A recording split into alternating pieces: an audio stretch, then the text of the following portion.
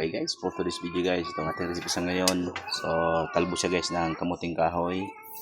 So, naglagay tayo ng pampalasa, sibuyas, bawang, asin, magic, paminta, sili. Tapos, 4 na tinapa guys yung nilagay natin dyan.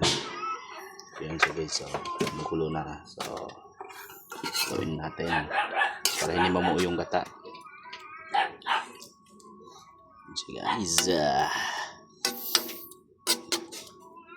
Very malaza. Mekos-mekos lang natin yan.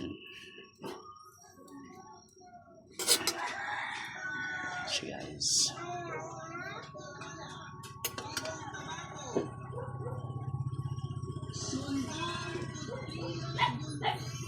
yan.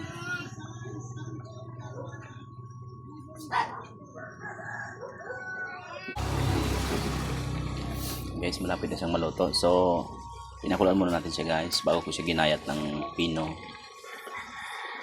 para tipid sa gata.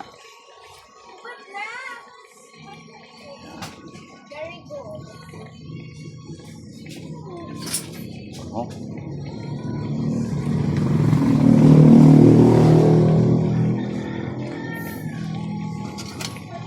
Ito pala guys ang ating sinaing.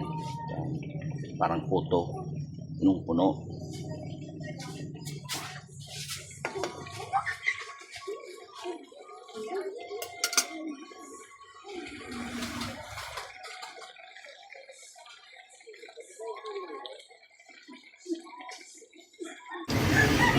Guys, luto na siya. So, nandito lang tayo. So, don't forget to follow. Please like and share and subscribe ang aking YouTube channel, Dikshu Vlog.